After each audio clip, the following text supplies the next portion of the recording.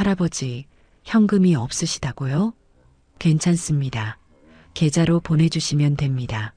20살 서아름이 환하게 웃으며 계좌번호를 적어 건넸습니다. 그런데 이체 버튼을 누르려던 75세 노인의 손이 갑자기 멈췄어요. 화면에 뜬 이름 서아름을 보는 순간 핸드폰이 바닥에 떨어졌고 서씨.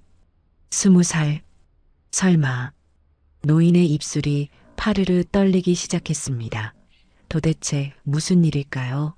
이체하려던 재벌 회장이 왜 이렇게 무너지는 걸까요? 그리고 이 밝은 아가씨의 목에 걸린 빨간 목걸이는 대체 어디서 본 것일까요? 그 전에 잠깐 이 영상이 마음에 드셨다면 구독과 좋아요 부탁드리며 지금 어디에서 시청하고 계신지 댓글로 남겨주세요. 여러분의 이야기도 듣고 싶습니다. 그럼 지금부터 시작되는 이야기 속으로 함께 들어가 볼까요? 새벽 5시 알람이 울리기도 전에 서아름은 눈을 떴습니다.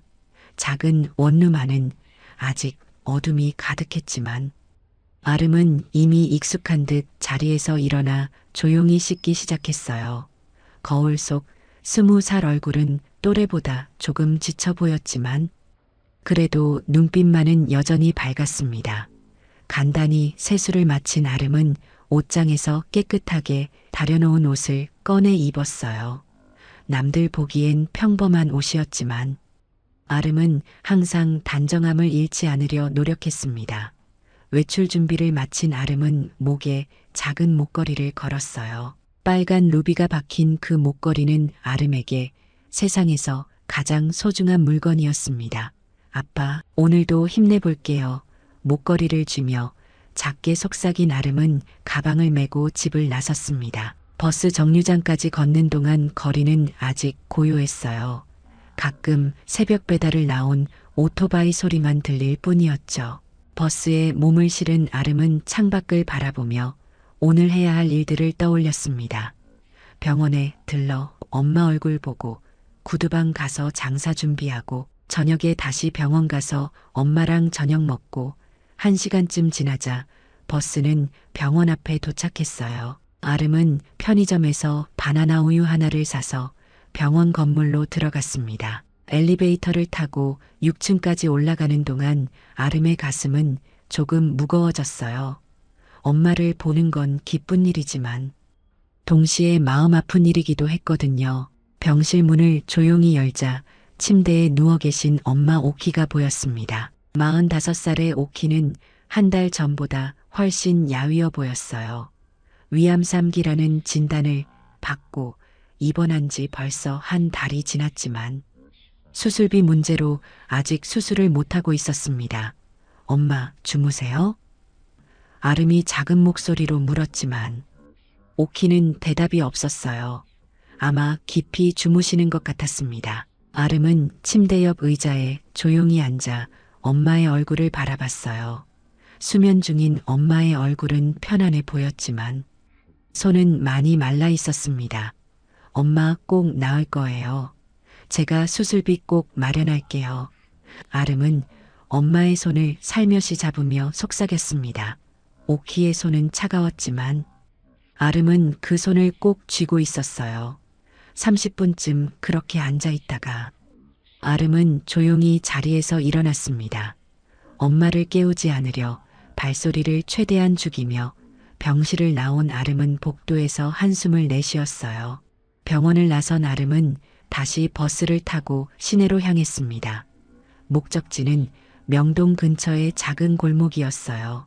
그곳에 아름의 구두방이 있었거든요. 엄마 오키가 20년 동안 운영하던 바로 그 구두방을 아름이 물려받아 지금은 혼자 운영하고 있었습니다. 구두방이라고 해봐야 대단한 건 아니었어요. 골목 한켠에 놓인 작은 의자 하나, 낡은 가방 안에 들어있는 구두약과 솔, 그리고 천 몇 장이 전부였죠. 하지만 아름에게는 소중한 일터였습니다. 8시쯤 되자 아름은 구두방 자리에 도착했어요. 가방을 내려놓고 의자를 펼친 아름은 오늘도 힘차게 하루를 시작했습니다. 좋아, 오늘도 열심히 해보자. 혼잣말을 하며 아름은 구두약통을 열었어요. 아침 시간이 지나고 점심때가 되자 사람들이 하나둘 지나가기 시작했습니다.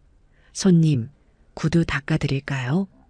아름은 지나가는 사람들에게 밝게 인사했어요. 하지만 대부분의 사람들은 그냥 지나쳤습니다. 요즘 세상의 길거리에서 구두 닦는 사람이 드물다 보니 사람들도 익숙하지 않은 거였죠. 그래도 아름은 포기하지 않았습니다. 한 명, 두 명이라도 더 손님을 받기 위해 계속 밝은 표정을 유지했어요. 오전 내내 겨우 2명의 손님을 받았습니다. 한 명당 5,000원씩 총 10,000원을 벌었죠. 점심시간이 되자 아름은 가방에서 김밥 한 줄을 꺼냈어요. 편의점에서 1,500원 주고 산 할인 김밥이었습니다. 물 한 모금과 함께 김밥을 먹는 아름의 표정은 담담했어요. 이런 점심이 이제는 익숙했거든요. 오후 2시쯤 됐을 때였습니다. 누군가 아름 앞으로 걸어오는 소리가 들렸어요. 고개를 들어보니 70대쯤 돼 보이는 할아버지 한 분이 서 계셨습니다. 첫인상부터 남달랐어요. 고급스러운 양복에 반질반질 빛나는 구두와 자세도 꼿꼿했고 눈빛도 예사롭지 않았습니다. 어르신, 구두 닦아드릴까요? 아름이 공손하게 물었어요. 할아버지는 잠시 아름을 바라보더니 천천히 고개를 끄덕였습니다. 그래 주겠나? 목소리도 부드러우면서 무게감이 있었어요. 아름은 얼른 자리를 정리하며 할아버지를 앉게 했습니다. 할아버지가 의자에 앉자 아름은 조심스럽게 할아버지의 구두를 살펴봤어요. 수입 명품 구두였습니다. 아름이 지금껏 닦아본 구두 중에서 가장 비싸 보이는 것이었죠. 어르신, 정말 좋은 구두시네요. 아름이 진심을 담아 말했습니다. 할아버지는 잠깐 아름을 보더니 작게 미소 지었어요. 잘 알아보는구나. 그 말과 함께 할아버지는 편안히 앉아 아름이 구두를 닦는 모습을 지켜봤습니다. 아름은 평소보다 더 정성을 들여 구두를 닦기 시작했습니다. 구두약을 골고루 바르고 솔로 꼼꼼히 문지르고 마지막으로 천으로 윤을 냈어요. 할아버지는 말없이 아름의 손놀림을 지켜봤습니다. 그 젊은 아가씨가 얼마나 집중해서 일하는지 얼마나 세심하게 구석구석 신경 쓰는지 보고 있으니 묘한 감정이 들었어요. 요즘 세상에 저렇게 젊은 사람이 이런 일을 하다니, 그것도 저렇게 정성스럽게 말이죠. 10분쯤 지났을까요? 아름이 고개를 들며 환하게 웃었습니다. 다 됐습니다. 어르신 어떠세요? 할아버지는 구두를 내려다보더니 고개를 끄덕였어요. 정말 깨끗하게 닦아주셨네요. 고맙습니다. 할아버지의 목소리에는 진심이 담겨 있었습니다. 감사합니다. 어르신 5,000원입니다. 아름이 공손하게 말했어요. 할아버지는 주머니에 손을 넣었다가 잠시 멈칫했습니다. 아, 미안한데요. 오늘 현금을 안 가지고 나왔네요. 혹시 계좌이체 가능할까요? 할아버지가 조심스럽게 물었어요. 아, 네. 물론입니다. 어르신, 아름은 얼른 작은 메모지를 꺼내 계좌번호를 적기 시작했습니다. 형광펜으로 숫자를 또박또박 적어 내려가는 아름의 손길이 야무졌어요. 여기 있습니다. 메모지를 건네받은 할아버지는 핸드폰을 꺼냈습니다. 은행 앱을 열고 계좌번호를 입력하기 시작했어요. 그런데 송금 버튼을 누르기 직전 화면에 뜬 예금주 이름을 본 순간 할아버지의 손이 얼어붙었습니다. 서아름, 그 세 글자가 화면에 선명하게 떠 있었어요. 할아버지의 얼굴이 순식간에 하얗게 질렸습니다. 손이 떨리기 시작했고 핸드폰이 그만 바닥에 떨어지고 말았어요. 어르신, 괜찮으세요? 아름이 깜짝 놀라 일어서며 물었습니다. 할아버지는 떨어진 핸드폰을 멍하니 바라보고 있었어요. 서씨, 20살. 할아버지의 입술이 파르르 떨리며 작게 중얼거렸습니다. 어르신, 몸이 안 좋으세요? 제가 물 좀 드릴까요? 아름이 걱정스러운 표정으로 다가갔어요. 할아버지는 황급히 고개를 저었습니다. 아, 아닙니다. 괜찮아요. 그냥 갑자기 어지러워서요. 할아버지는 애써 평정을 되찾으려 했지만 손은 여전히 떨리고 있었어요. 바닥에 핸드폰을 집어든 할아버지는 다시 화면을 켰습니다. 여전히 서아름이라는 이름이 떠 있었죠. 할아버지는 심호흡을 한 번 하고 떨리는 손으로 송금 버튼을 눌렀어요. 이체 완료했습니다. 할아버지의 목소리는 가까스로 평온함을 유지하고 있었습니다. 감사합니다. 어르신, 확인했습니다. 아름이 핸드폰을 확인하며 밝게 웃었어요. 할아버지는 자리에서 일어서려다 다시 주저앉았습니다.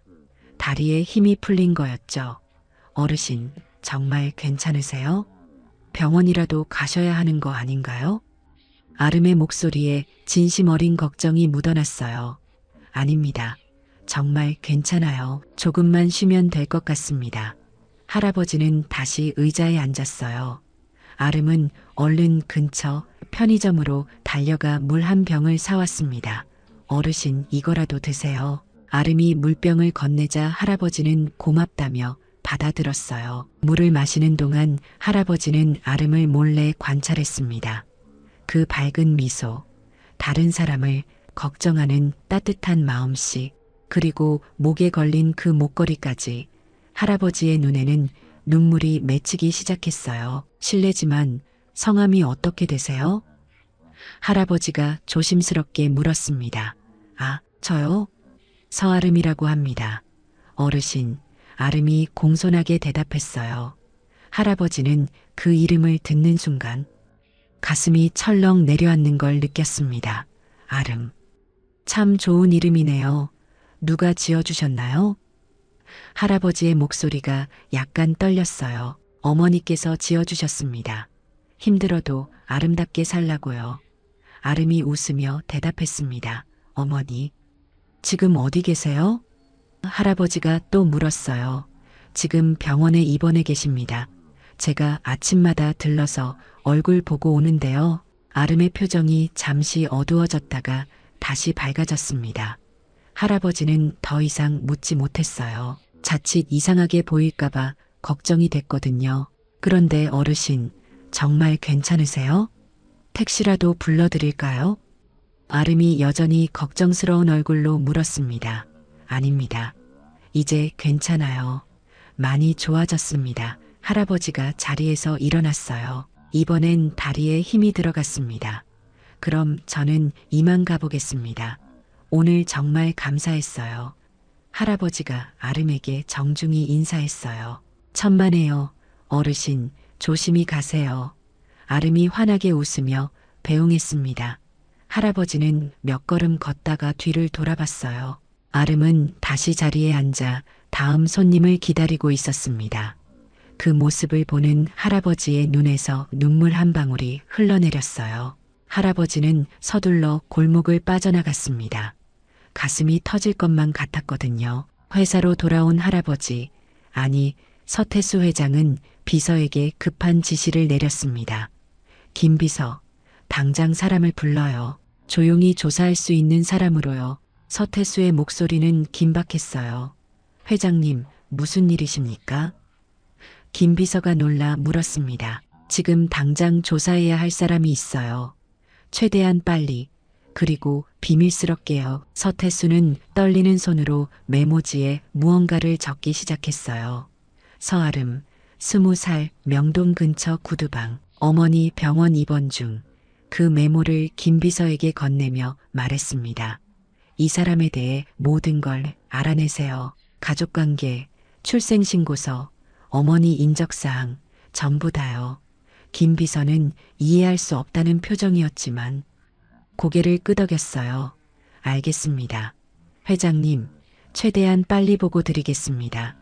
김 비서가 나간 후 서태수는 의자에 주저앉았습니다. 영수야. 설마 정말 내 딸이란 말이냐? 서태수는 혼자 중얼거리며 눈물을 흘렸어요. 그날 밤 서태수는 잠을 이룰 수 없었습니다. 침대에 누워 천장을 바라보며 오늘 본 그 아가씨를 떠올렸어요. 서아름, 그 이름이 머릿속에서 계속 맴돌았습니다. 20살이라면 20년 전에 태어났다는 뜻이고 20년 전이면 영수가 세상을 떠난 바로 그 해였어요. 그리고 성이 서씨, 우연일 수도 있지만 서태수의 가슴은 이미 확신하고 있었습니다. 다음 날 아침 서태수는 평소보다 일찍 일어났어요. 김 비서에게 전화를 걸었습니다. 김 비서, 어떻게 됐나요? 서태수의 목소리는 다급했어요. 회장님, 아직 조사 중입니다. 오늘 중으로 보고 드리겠습니다. 김 비서가 대답했습니다. 서태수는 하루 종일 일이 손에 잡히지 않았어요. 회의를 해도 집중이 안 됐고 서류를 봐도 내용이 머리에 들어오지 않았습니다. 오후 2시가 되자 서태수는 회사를 나섰어요. 운전기사에게 어제 그 골목으로 가자고 했습니다. 차가 골목 입구에 도착하자 서태수는 혼자 걸어갔어요. 멀리서 아름의 모습이 보였습니다. 오늘도 같은 자리에서 구두를 닦고 있었어요. 한 중년 남자 손님의 구두를 정성껏 닦고 있는 아름의 모습을 보며 서태수는 가슴이 먹먹해졌습니다. 손님이 가고 난 후 서태수는 천천히 다가갔어요.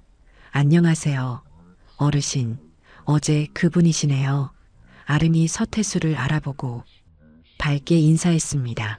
네, 어제 구두를 너무 잘 닦아주셔서 오늘도 왔습니다. 서태수가 웃으며 말했어요. 감사합니다. 어르신, 앉으세요. 아름이 자리를 권했습니다. 서태수는 의자에 앉아 아름을 관찰했어요.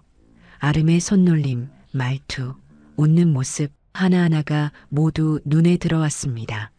문득 아름이 고개를 숙였을 때 목덜미에서 무언가 반짝이는 게 보였어요. 빨간색 보석이 박힌 작은 목걸이였습니다. 서태수의 심장이 쿵 하고 내려앉았어요. 그 목걸이를 서태수는 알고 있었습니다. 25년 전 유럽 출장에서 골동품 상점에서 산 목걸이, 세상에 단 하나뿐이라던 그 빨간 루비 목걸이를 아들 영수에게 선물했었거든요. 영수는 그 목걸이를 정말 소중히 여겼어요. 항상 목에 걸고 다녔었습니다. 그런데 그 목걸이가 지금 이 아가씨 목에 걸려 있다니 서태수는 말을 잃었습니다. 손이 떨려서 주먹을 꽉 쥐어야 했어요. 다 됐습니다. 어르신, 아름이 환하게 웃으며 말했습니다. 아, 네, 감사합니다. 서태수는 가까스로 대답했어요. 오늘도 계좌이체로 해도 될까요? 서태수가 물었습니다. 네, 물론이죠. 어르신, 아름이 대답했어요. 서태수는 다시 이체를 하며 서아름이라는 이름을 확인했습니다. 틀림없었어요. 이체를 마친 서태수는 자리에서 일어났습니다. 그럼 내일 또 올게요. 서태수가 말했어요. 네. 내일도 오시게요? 아름이 놀라서 물었습니다. 네, 저는 구두를 깨끗하게 유지하는 걸 좋아해서요. 매일 닦는 게 좋더라고요. 서태수가 웃으며 대답했어요. 아, 감사합니다. 어르신, 그럼 내일 뵙겠습니다. 아름이 인사했습니다. 서태수는 그날도 골목을 나서며 눈물을 흘렸어요. 그날 저녁 서태수는 김 비서로부터 조사 보고서를 받았습니다. 보고서를 펼친 순간 서태수는 숨이 막혔어요. 서아름, 생년월일 2005년 4월 15일 모 이오키, 부서영수, 그 이름을 보는 순간 서태수는 의자에 주저앉았습니다. 영수, 아들 영수였어요. 아름은 정말로 영수의 딸이었습니다. 서태수는 보고서를 계속 읽어내려갔어요. 모 이오키, 현재 45세, 서울대병원 입원 중, 진단명 위암 3기, 수술비 미납으로 수술 대기 중. 서아름, 현재 명동 근처에서 구두방 운영 모가 20년간 운영하던 구두방을 물려받아 운영 중. 고등학교 졸업 후 대학 진학. 포기 모의 병원비와 생활비를 위해 일함. 보고서를 다 읽은 서태수는 책상에 얼굴을 묻고 울기 시작했습니다. 20년 동안 손녀가 이렇게 고생하고 있었다니, 며느리가 혼자 딸을 키우며 이렇게 힘들게 살고 있었다니, 영수야, 미안하다. 아빠가 정말 미안하다. 서태수는 혼자 중얼거렸습니다.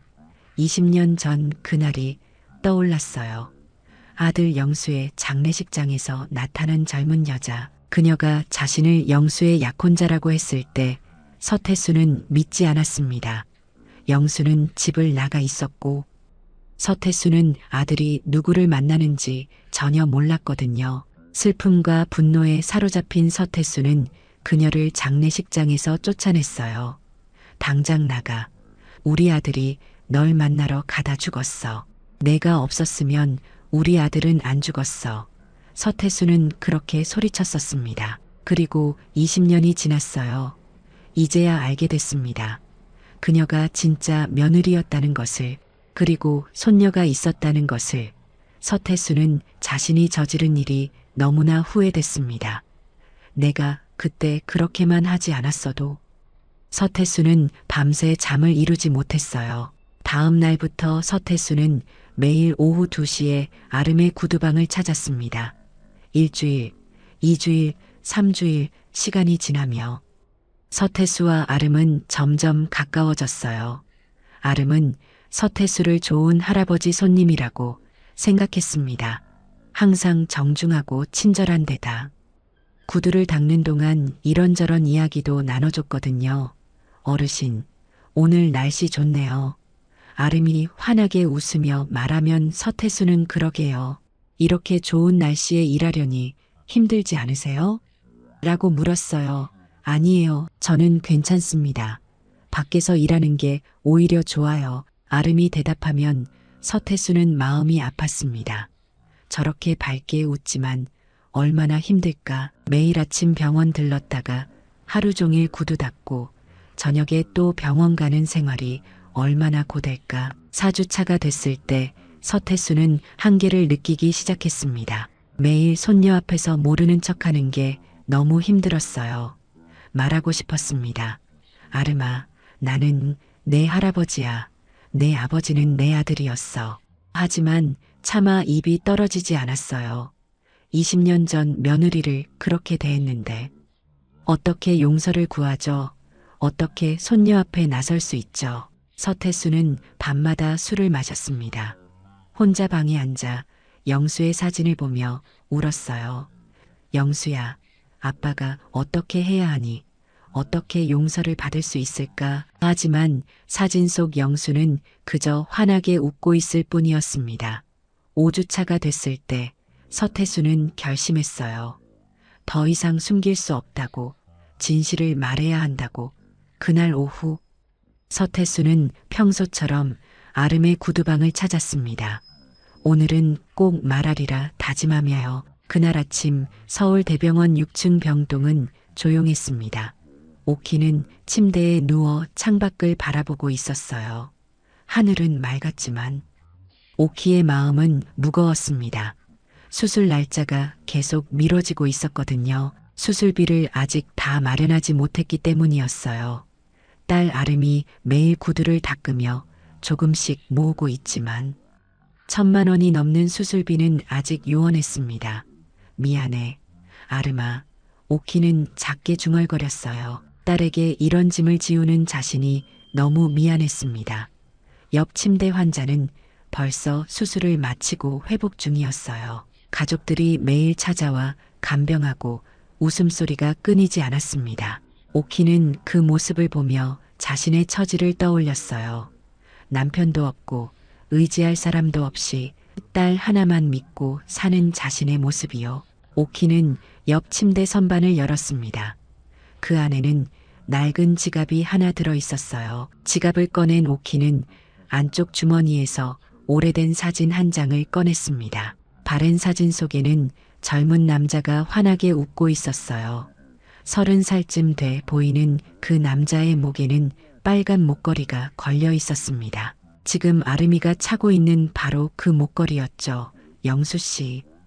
오키는 사진을 가슴에 꼭 안았습니다. 20년이 지났지만 여전히 그리운 사람이었어요. 오키의 머릿속에 20년 전 기억들이 주마등처럼 스쳐 지나갔습니다. 처음 만났던 그날 작은 도서관에서 오키가 책을 떨어뜨렸을 때 영수가 주워줬었죠. 괜찮으세요? 영수의 목소리는 따뜻했어요. 아, 네, 감사합니다. 오키가 책을 받으며 얼굴을 들었을 때 두 사람의 눈이 마주쳤습니다. 그때부터 두 사람은 자주 만나기 시작했어요. 도서관에서 우연히 마주치고 커피를 마시고 산책을 했습니다. 영수는 자신이 재벌가 아들이라는 걸 숨겼어요. 저는 그냥 평범한 회사원입니다. 영수는 그렇게 말했습니다. 오키도 그렇게 믿었어요. 영수는 평범한 옷을 입고 평범한 식당에서 밥을 먹었으니까요. 1년쯤 만났을 때 오키는 임신 사실을 알게 됐습니다. 처음엔 당황스러웠어요. 결혼도 하기 전에 아이가 생겼으니까요. 하지만 영수는 기뻐했습니다. 정말요? 우리 아이가 생겼다고요? 영수는 오키를 꼭 안았어요. 결혼하죠. 바로 결혼합시다. 영수가 말했습니다. 그날 영수는 오키에게 진실을 고백했어요. 사실 제가 재벌가 아들입니다. 오키는 깜짝 놀랐어요. 네? 그게 무슨 말씀이세요? 영수는 자신의 집안 이야기를 했습니다. 아버지가 대기업 회장이라는 것, 하지만 자신은 그런 삶이 싫어서 집을 나왔다는 것, 그래서 신분을 숨기고 평범하게 살고 있었다는 것을요. 미안해요. 숨겨서. 영수가 말했습니다. 오키는 화가 났지만 동시에 이해가 됐어요. 저는 영수 씨가 좋았어요. 돈이 많든 적든 상관없어요. 오키가 말하자 영수는 눈물을 흘렸습니다. 고맙습니다. 그렇게 말해줘서.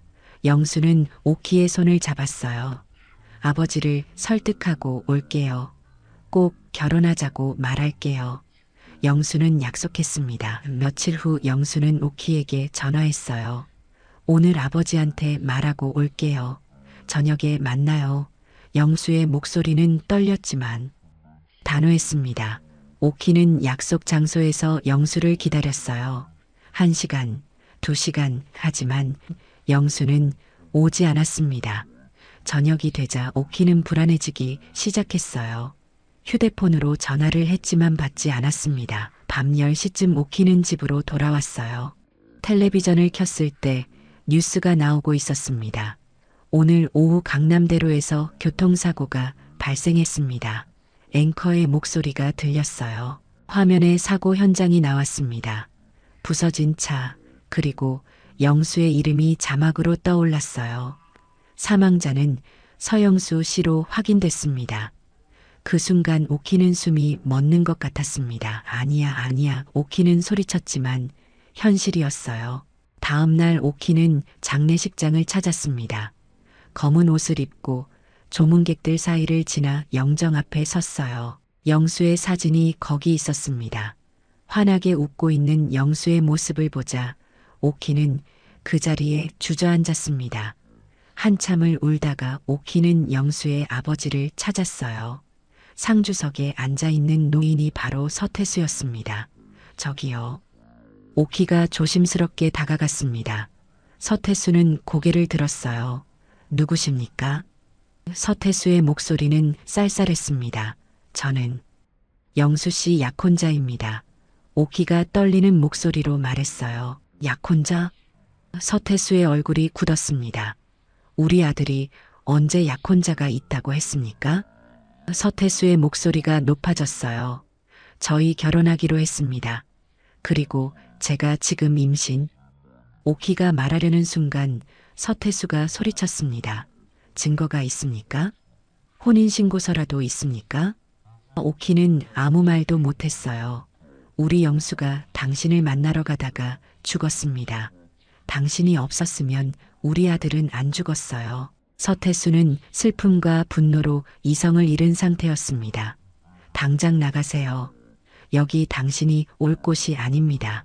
서태수가 경호원들에게 손짓했어요.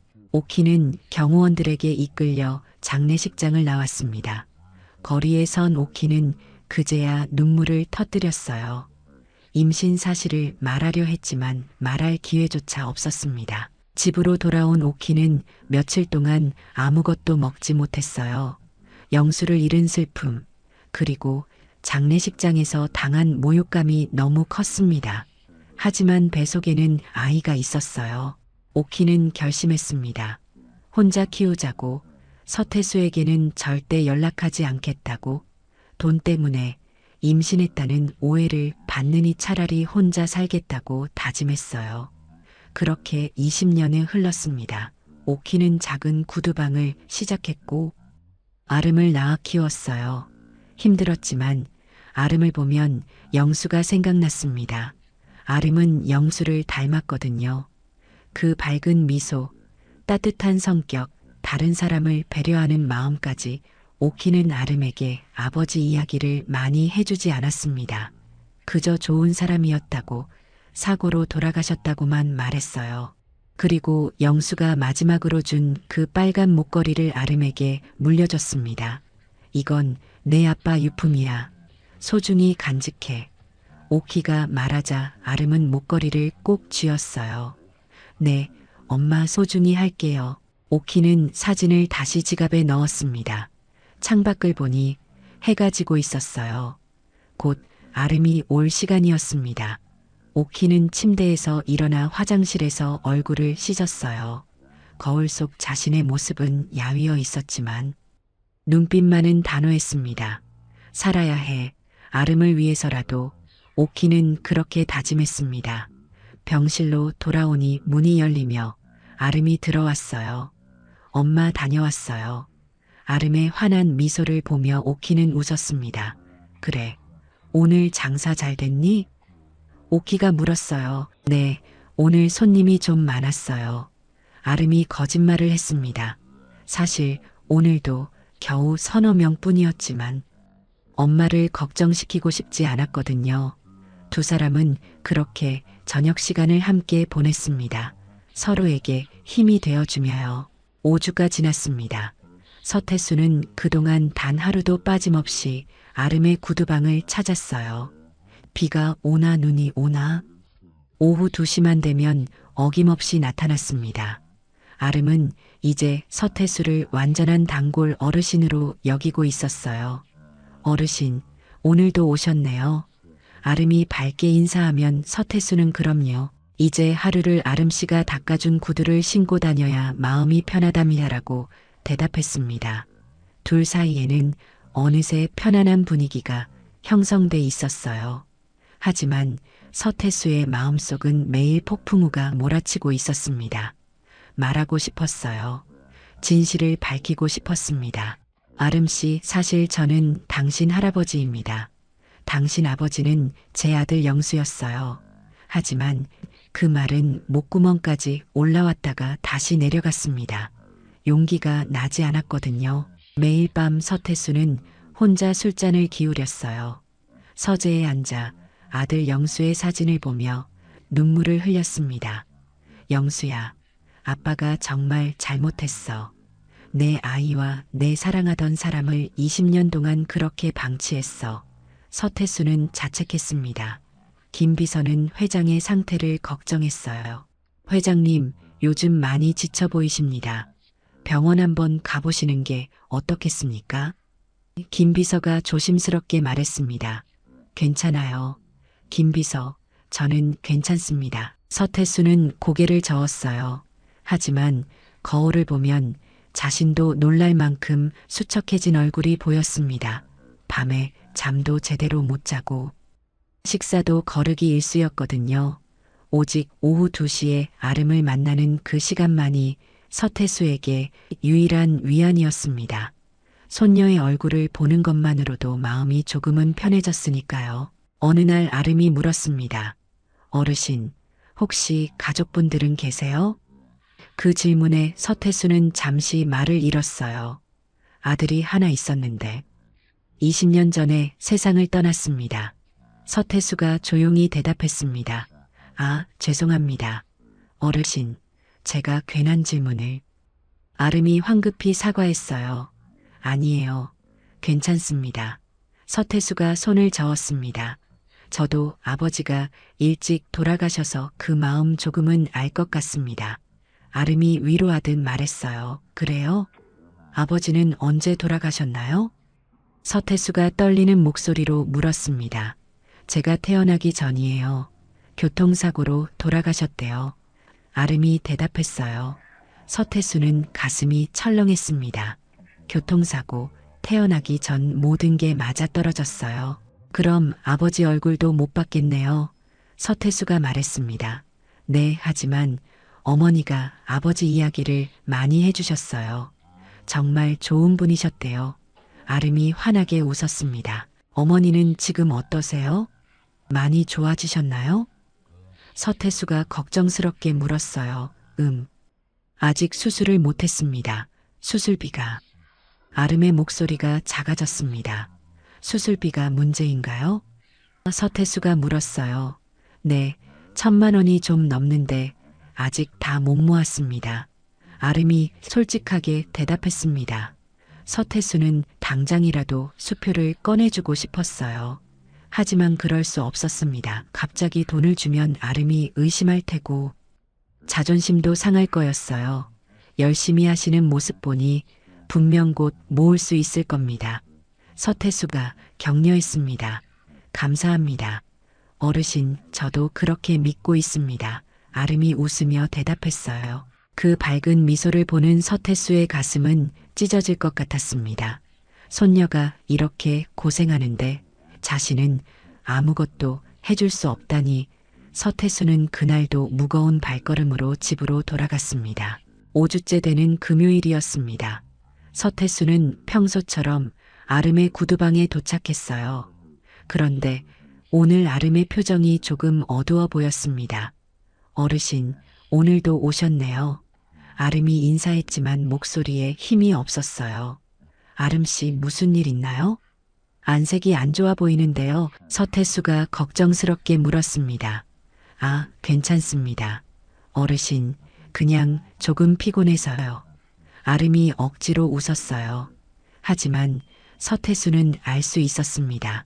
무언가 일이 있다는 거려. 서태수는 의자에 앉았고 아름은 구두를 닦기 시작했습니다. 평소보다 손놀림이 느렸어요. 마음이 무거운 게 분명했습니다. 혹시 어머니 상태가 안 좋아지신 건 아닌가요? 서태수가 조심스럽게 물었어요. 오늘 아침에 병원 갔는데 의사 선생님이 빨리 수술해야 한대요. 더 늦으면 위험하다고. 아름의 목소리가 떨렸습니다. 얼마나 더 필요한가요? 서태수가 물었습니다. 아직 300만 원 정도 더 필요합니다. 아름이 대답했어요. 제가. 서태수가 말하려는 순간 아름이 고개를 저었습니다. 괜찮습니다. 어르신, 제가 어떻게든 마련할게요. 아름의 목소리는 단호했어요. 자존심이 있었습니다. 서태수는 더 이상 말하지 못했어요. 그때였습니다. 아름이 구두를 닦다가 갑자기 야 하고 작은 비명을 질렀습니다. 손에서 피가 나고 있었어요. 구두 밑창의 날카로운 부분에 손가락을 베인 거였습니다. 아름씨. 서태수가 벌떡 일어났어요. 괜찮습니다. 어르신, 작은 상처예요. 아름이 손을 감추려 했지만 피는 계속 흘러나왔습니다. 서태수는 주머니에서 깨끗한 손수건을 꺼냈어요. 손 좀 보여주세요.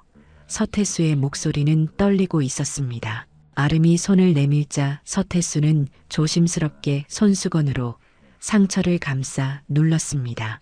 손녀의 작은 손을 감싸는 순간 서태수의 눈에 눈물이 고였어요.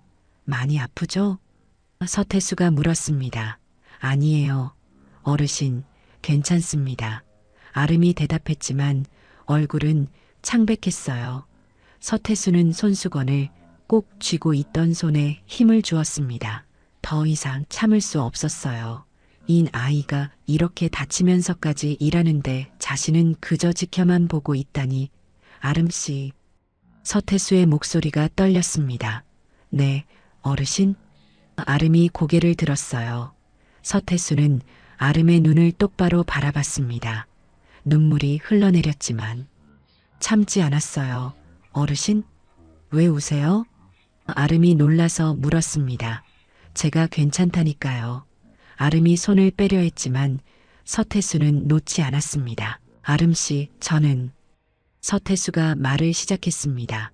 하지만 그때 누군가 다가오는 소리가 들렸어요. 다른 손님이었습니다. 여기 구두 닦아주시나요? 중년 남자가 물었습니다. 아름은 얼른 손을 빼며 일어섰어요. 아, 네, 손님, 잠시만 기다려주세요. 아름이 손님에게 자리를 권했습니다. 서태수는 할 수 없이 물러섰어요. 타이밍을 놓쳤습니다. 아름은 손가락에 밴드를 붙이고 다시 손님의 구두를 닦기 시작했어요. 서태수는 조금 떨어진 곳에서 그 모습을 지켜봤습니다. 손이 아플 텐데도 환하게 웃으며 손님을 대하는 아름을 보니 가슴이 미어졌어요. 손님이 가고 난 후 아름이 서태수에게 다가왔습니다. 어르신, 죄송합니다. 오늘 구두를 다 못 닦아드렸네요. 아름이 미안해하며 말했어요. 괜찮습니다. 다음에 또 올게요. 서태수가 대답했습니다. 그런데 어르신, 아까 무슨 말씀 하시려던 거예요? 아름이 물었습니다. 서태수는 잠시 망설였어요. 하지만 오늘은 아니라고 생각했습니다. 아름의 손도 다쳤고 컨디션도 안 좋아 보였으니까요. 아, 아무것도 아닙니다. 그냥 손 조심하시라는 말을 하려던 거예요. 서태수가 웃으며 말했습니다. 감사합니다. 어르신, 어르신 정말 좋은 분이세요. 아름이 환하게 웃었어요. 그 미소를 보는 순간 서태수는 결심했습니다. 더 이상 미룰 수 없다고, 월요일에 꼭 말하겠다고, 진실을 밝히고, 용서를 구하겠다고 서태수는 골목을 나서며 하늘을 올려다봤습니다. 영수야, 아빠가 이제 용기를 내볼게. 내 딸에게 다가갈 용기를 말이야. 서태수는 혼잣말을 했어요. 주말 동안 서태수는 어떻게 말할지 연습했습니다. 거울 앞에 서서 수없이 되뇌었어요. 아름씨 사실은, 아름씨, 제게 할 말이. 하지만 어떤 말도 완벽하지 않았습니다. 월요일 오후가 됐습니다.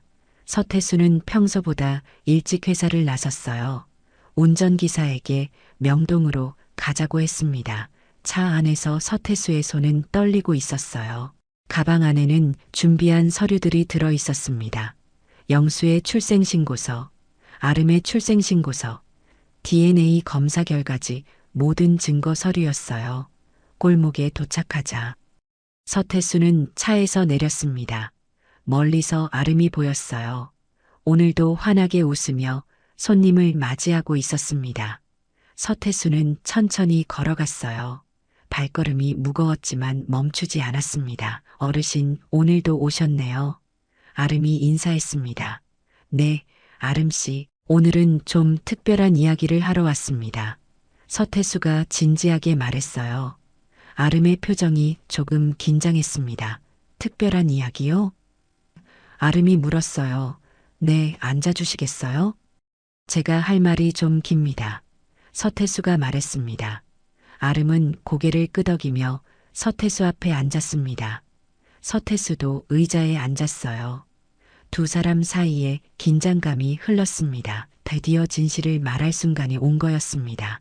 아름씨, 사실 저는 5주 전부터 알고 있었습니다. 서태수가 떨리는 목소리로 말문을 열었습니다. 아름은 고개를 갸웃거렸어요. 네.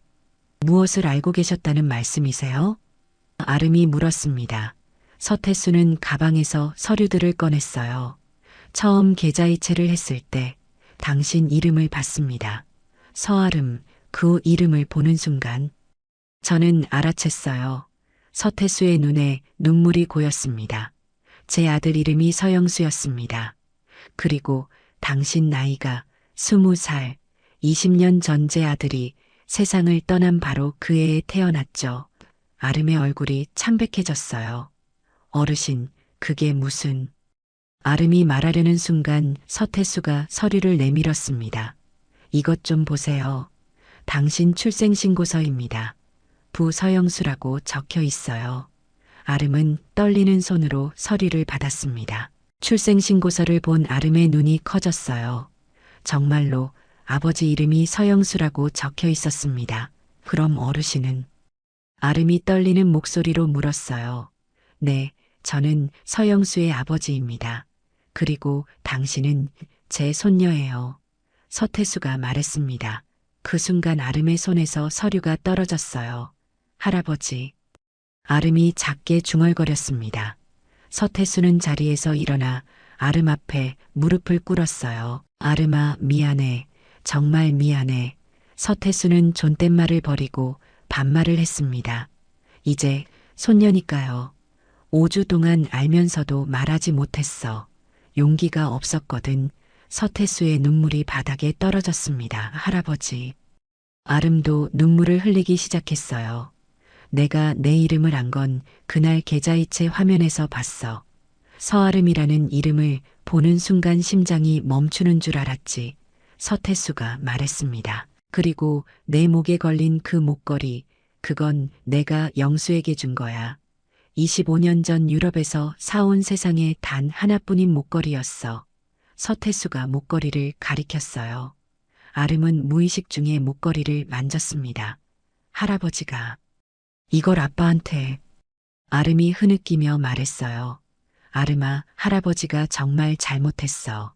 내 아버지한테도, 내 어머니한테도. 서태수의 목소리가 떨렸습니다. 영수는 집을 나가서 평범하게 살고 싶어 했어. 아버지인 나와 싸우고 집을 나갔지. 나는 아들을 이해하지 못했어. 회사를 물려받으라고만 강요했거든. 서태수가 고백했습니다. 그렇게 몇 년을 연락도 안 하고 지냈어. 그러던 어느 날 영수가 전화를 했지. 만나서 할 말이 있다고. 나는 그날 영수를 만나기로 했어. 서태수의 목소리가 깊어졌어요. 하지만 영수는 오지 못했어. 나한테 오던 길에 교통사고를 당했거든. 서태수가 눈물을 닦았습니다. 장례식장에서 한 여자가 찾아왔어.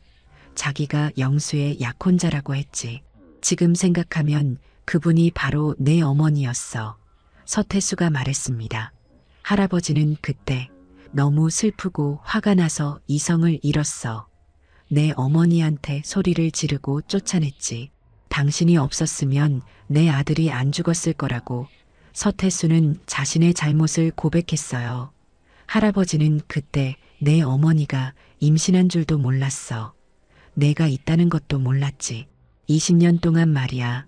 서태수가 아름의 손을 잡았습니다. 아름아, 할아버지가 그때 오키 씨를 그렇게 대하지만 않았어도 그분 말을 좀 더 들어줬더라면 너는 이렇게 고생하지 않았을 텐데. 서태수는 온몸으로 후회하고 있었어요. 할아버지가 영수한테도 미안해. 아들이 원하는 삶을 살게 해주지 못했어. 강요만 했지. 서태수가 말했습니다. 그리고 내 어머니한테도 너무나 미안해. 혼자서 너를 키우게 만들었어. 20년 동안 구두방에서 고생하시게 만들었지. 서태수의 목소리는 참회로 가득했어요. 그리고 아름아, 너한테 가장 미안해. 할아버지가 있었다면 너는 대학도 가고 친구들처럼 행복하게 살 수 있었을 텐데. 서태수는 아름을 꼭 안았습니다. 아름도 서태수를 안으며 울었어요. 할아버지. 아름이 흐느꼈습니다.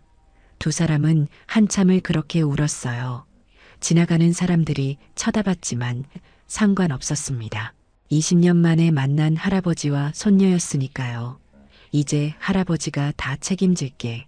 내 어머니 수술비도, 내 학비도 모든 걸 할아버지가 해줄게. 서태수가 약속했습니다. 할아버지, 저 지금 꿈꾸는 거 아니죠? 아름이 물었어요. 아니야. 이건 진짜야. 우리는 이제 가족이야. 서태수가 아름의 머리를 쓰다듬었습니다. 이제 엄마한테 가잔 할아버지가 사과드려야지. 서태수가 일어섰어요. 두 사람은 택시를 타고 서울대병원으로 향했습니다. 병실 문을 열고 들어가자 오키가 침대에 앉아 있었어요. 엄마. 아름이 불렀습니다. 오키가 고개를 돌렸다가 놀라서 얼어붙었어요. 서태수가 서 있었거든요. 회장님. 오키가 떨리는 목소리로 말했습니다. 오키 씨, 아니 며느님, 정말 오래간만입니다. 서태수가 깊이 고개를 숙였어요. 20년 동안 정말 고생 많으셨습니다. 그리고 미안합니다. 서태수는 오키 앞에서 무릎을 꿇었습니다. 회장님, 일어나세요. 왜 이러세요? 오키가 당황하며 말했어요. 아니에요. 제가 사과드려야 합니다. 20년 전 장례식장에서 당신을 그렇게 대한 것, 당신이 임신했다는 말도 듣지 않고 쫓아낸 것, 모두 제 잘못입니다. 서태수가 진심으로 사과했습니다. 오키의 눈에도 눈물이 고였어요. 괜찮습니다. 회장님도 그때 너무 힘드셨으니까요. 오키가 말했습니다. 아니에요. 변명의 여지가 없습니다. 하지만 이제라도 알게 돼서 다행입니다. 제게 이렇게 훌륭한 손녀가 있다는 것을요. 서태수가 아름을 바라봤어요. 세 사람은 함께 울었습니다. 슬픔의 눈물이 아니라 기쁨의 눈물이었어요. 20년 만의 재회였으니까요. 그날부터 모든 게 바뀌었습니다. 서태수는 즉시 오키의 수술비를 해결했고 최고의 의료진을 구성했어요. 일주일 후 오키는 수술을 받았고 성공적이었습니다. 석 달 후 오키는 완전히 회복됐어요. 아름은 서태수의 도움으로 대학에 입학했습니다. 사회복지학과를 선택했어요. 할아버지, 저는 어려운 사람들을 돕고 싶어요. 아빠가 원했던 일이래요. 아름이 말하자 서태수는 고개를 끄덕였습니다. 그래, 영수가 그런 꿈이 있었지. 너라면 잘할 수 있을 거야. 서태수가 격려했어요. 1년 후, 서태수는 아름에게 회사 경영을 가르치기 시작했습니다. 천천히 배우면 돼. 할아버지가 다 가르쳐 줄게. 서태수가 말했어요. 3년이 지났습니다. 아름은 대학을 졸업하고 회사에서 일하기 시작했어요. 그리고 새로운 프로젝트를 시작했습니다. 할아버지, 복지센터를 만들고 싶어요. 이름은 영수의 꿈으로요. 아름이 제안했습니다. 서태수는 눈물을 흘리며 찬성했어요. 좋은 생각이야. 우리 영수가 정말 좋아했을 거야. 그렇게 영수의 꿈 복지센터가 만들어졌습니다. 어려운 사람들에게 일자리를 제공하고 교육하고 도왔어요. 개관식 날 세 사람은 함께 서 있었습니다. 서태수, 오키, 그리고 아름이. 영수야, 보고 있니? 내 딸이 내 꿈을 이뤘어. 서태수가 하늘을 올려다보며 말했어요. 아름은 목에 걸린 빨간 목걸이를 만졌습니다. 아빠, 우리 가족이 됐어요. 할아버지도 만났고 엄마도 건강해졌어요. 아름이 속삭였습니다. 바람이 불었어요. 마치 영수가 대답하는 것 같았습니다. 그날 저녁 세 사람은 함께 저녁을 먹었어요. 아름아, 할아버지는 정말 행복해. 너를 만나서. 서태수가 말했습니다. 저도요, 할아버지. 아름이 웃으며 대답했어요. 오키 씨, 아니 며느님, 정말 감사합니다. 이렇게 훌륭하게 아름을 키워주셔서. 서태수가 오키에게 인사했습니다. 아니에요, 아버님. 이제 우리는 가족이니까요. 오키가 웃으며 대답했어요. 세 사람은 행복하게 웃었습니다. 20년의 슬픔이 끝나고 새로운 시작이었으니까요. 작은 목걸이 하나가 만든 기적이었습니다. 우리의 이 사연이 마음에 남았다면 좋아요를 눌러주세요. 그리고 소중한 사람들과 함께 이 이야기를 나눠주시길 바랍니다. 좋은 말씀들을 댓글로 남겨주시고 어디에서 시청하고 계신지도 알려주세요. 여러분의 따뜻한 참여가 저희 제작진에게 큰 힘이 됩니다. 영상 보시고 느끼신 감정 댓글로 함께 나눠주세요. 여러분의 한마디가 누군가에겐 큰 위로가 될 수 있습니다. 영상이 마음에 드셨다면 구독과 좋아요, 응원 부탁드립니다. 감사합니다.